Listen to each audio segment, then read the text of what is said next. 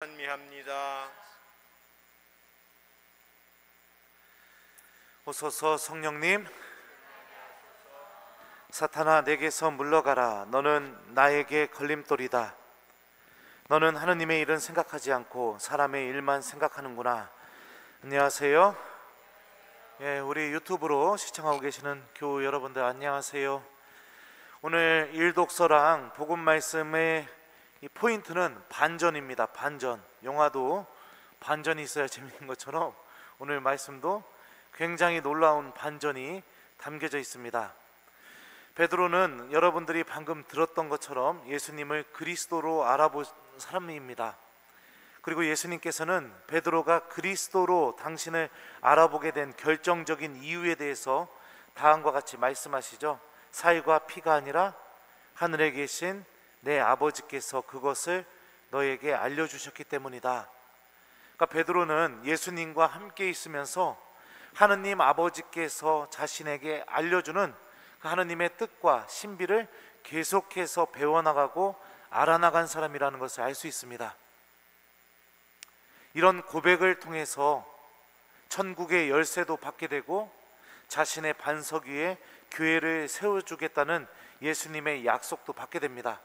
그런데 그런 베드로가 아주 놀라운 반전을 일으킵니다.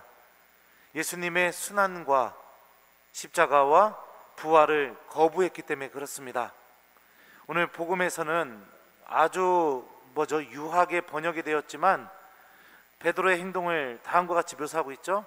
베드로가 예수님을 꼭 붙들고 반박하기 시작하였다. 이렇게 아주 유하게 번역되었지만 그리스도 원문을 보면 베드로가 예수님을 꽉 붙잡고 꾸짖기 시작하였다. 이렇게 직역이 됩니다. 예수님을 혼낸 겁니다. 그렇게 하셔는 절대로 안 된다고. 예수님은 그런 베드로에게 다음과 같이 말씀하십니다. 사탄아, 내게서 물러가라. 너는 나에게 걸림돌이다. 너는 하느님의 일은 생각하지 않고 사람의 일만 생각하는구나. 예수님이 베드로에게 사탄이라고 말씀하셨던 이유, 바로 그가 하느님의 일은 생각하지 않고 사람의 일만 생각하고 있는 사람이기 때문에 그렇다고 오늘 복음은 알려주고 있죠. 예수님은 베드로에게 내게서 물러가라 라고 이렇게 말씀하십니다. 이 표현도 그리스도 원문을 보면은 내 뒤로 물러가라 이렇게 번역이 됩니다. 베드로는 제가 강론 때도 몇 번 얘기했습니다. 예수님에게 나를 따라오너라, 내가 너를 사람 낚는 어부로 만들겠다라는 부르심을 받은 사람입니다. 나를 따라오너라, 이 말씀도 직역하면 내 뒤로 오너라 이렇게 번역이 됩니다. 그러니까 예수님 뒤에 서서 예수님이 가시는 그 길을 따라가는 길, 그게 바로 사람을 낚는 어부의 삶이고 하느님께서 그런 베드로의 선택을 통해서 당신의 놀라운 일을 하시겠다는 약속의 말씀이었죠. 예수님 뒤에 서서 그분의 뜻을 따르고 내 뜻이 아니라 하느님의 뜻에 순명하고 그분의 말씀을 따라가고 그분이 가신 길을 걸어가고, 그게 베드로가 받은 부르심입니다. 이게 바로 하느님의 일을 생각하는 것이죠. 그런데 그럼에도 불구하고 베드로는 오늘 예수님에게서 드러난 이 하느님의 뜻, 십자가의 죽음과 부활과 그 다음에 고난, 이 모든 것을 받아들이지 않게 되는 겁니다. 그러니 예수님 앞에 서 있는 사람입니다. 지금요, 예수님 앞에 서서 내 뜻대로 예수님이 움직이길 바랍니다. 내가 바라는 대로 예수님이 따라오길 바랍니다. 내가 원하는 걸 예수님이 들어줘야 됩니다. 내가 가려고 하는 그 길을 예수님이 따라오면서 내가 바라는 것을 다 채워줘야 됩니다. 성경은 이런 마음가짐을 사탄이라고 명확하게 규정하고 있습니다. 나의 마음 안에서 하느님을 따라가는 마음이 전혀 존재하지 않고 내가 앞서고 그 앞선 마음을 하느님께서 따라오시기를 바라는 것, 이게 바로 악이 우리들 안에서 움직이고 작용하고 또 자기의 힘을 드러내는 방식입니다. 오늘 일독서에 보면 모세도 똑같은 실수를 하게 됩니다. 하느님께서는 모세에게 다음과 같이 말씀하시죠. 너희는 나를 믿지 않아 이스라엘 자손들 보는 앞에서 나의 거룩함을 드러내지 않았다.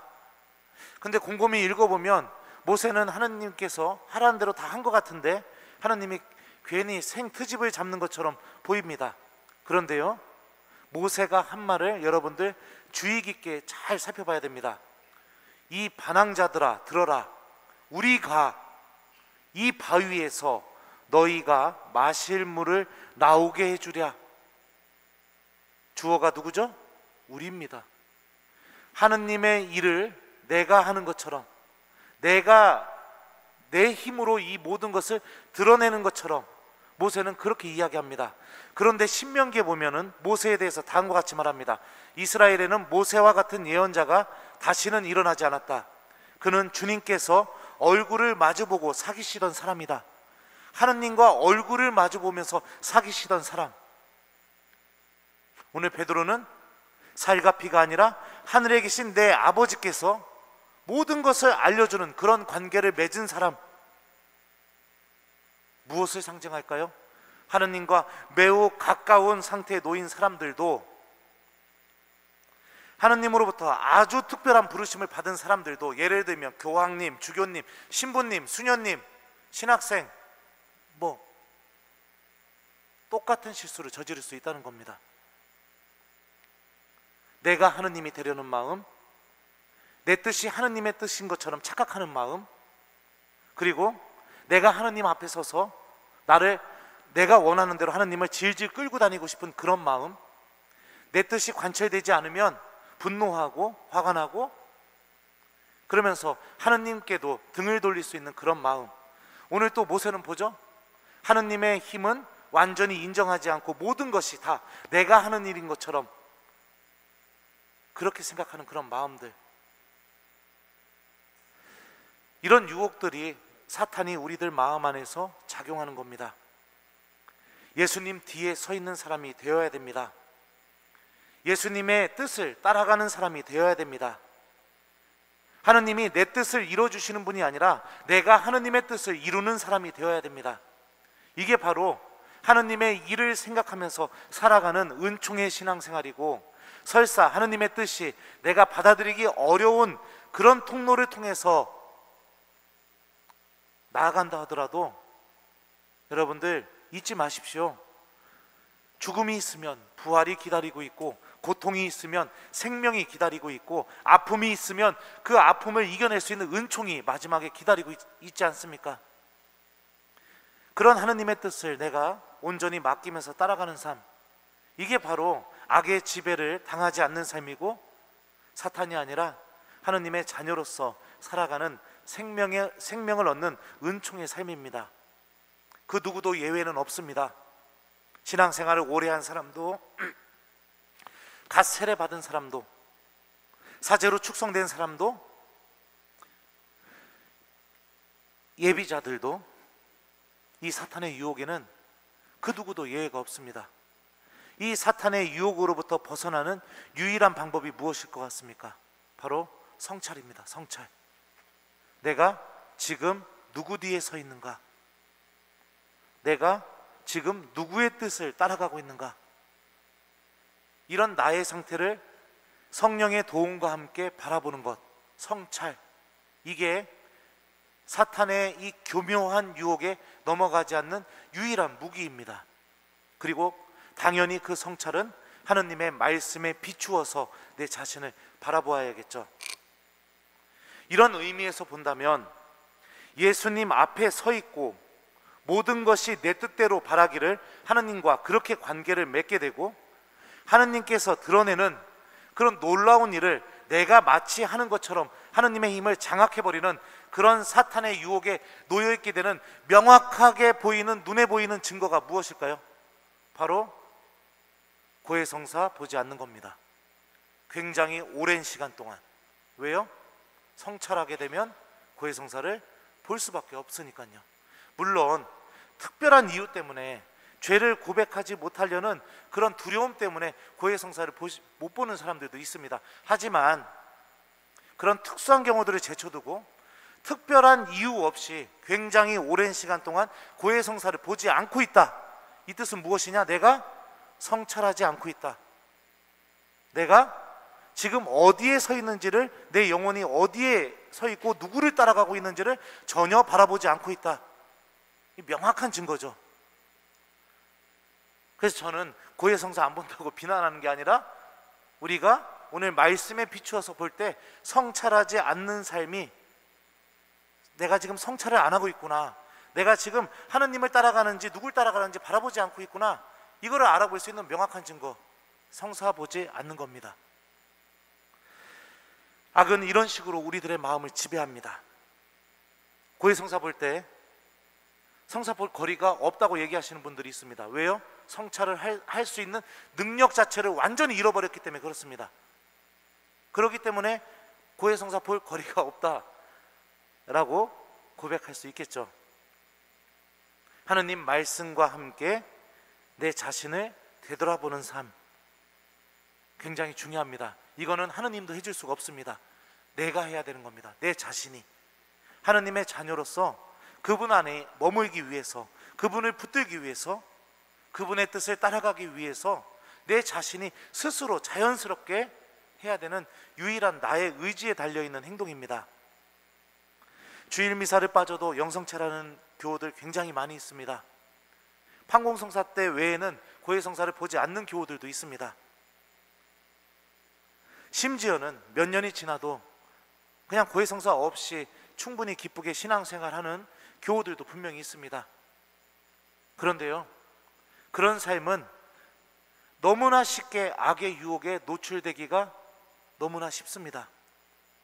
우리들이 이런 악의 유혹에 노출되지 않도록 성찰하는 신앙인, 이게 굉장히 중요하죠. 저녁기도 할 때마다 항상 저녁기도 다음에 뭐죠? 성찰하는 시간이 바로 있잖아요, 그죠?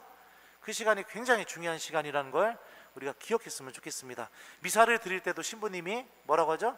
우리가 잘못한 것을, 거룩한 미사를 봉헌하기 위하여 우리가 잘못한 것을 성찰하자고 신부님이 이야기하고 고백의 기도를 하잖아요, 그죠? 그 시간도 굉장히 중요한 시간인 겁니다. 내 자신을 되돌아보는 것. 악의 유혹에는요, 교회로부터 어떠한 지위를 받고 특별한 부르심을 받았다, 악은 그런 거 가리지 않습니다. 더 특별한 부르심을 받은 사람일수록 이런 악의 유혹에 노출되어 수 있다. 오늘 말씀이 주는 이 메시지를 잘 기억하면서 우리 모두 예수님 앞에 서 있는 그런 사람들이 아니라 예수님 뒤에 서서 하느님의 일을 생각하며, 내가 미처 생각하지 못한 사람의 일 또한 하느님께서 당신 은총으로 채워주시고 인도해 주시고 더 놀랍고 생명으로, 당신의 놀라운 힘으로 그 모든 것을 은총으로 바꿔주실 것이라는 믿음과 함께 예수님 뒤에 서 있는 그분의 자녀가 되도록 노력하는 게 필요합니다. 자, 숙제 주겠습니다. 오늘 말씀이 주는 메시지, 모세도 악의 유혹을 받았고요, 베드로도 악의 유혹을 받았습니다. 신부님도, 저도 악의 유혹을 받는 사람입니다. 그 누구도 예외되는 사람이 없죠. 우리가 이런 악의 유혹에서 이겨내기 위해서 성찰하는 저녁, 내가 지금 누구 뒤에 서 있는가? 나는 하느님의 말씀을 따라가고 있는가? 아니면 내 뜻만 잔뜩 내 삶 안에, 나의 오늘 하루 안에, 지금 이 순간에 내 뜻만 잔뜩 존재하는가?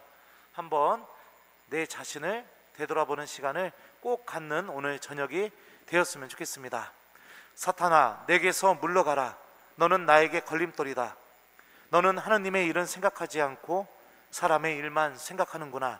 아멘.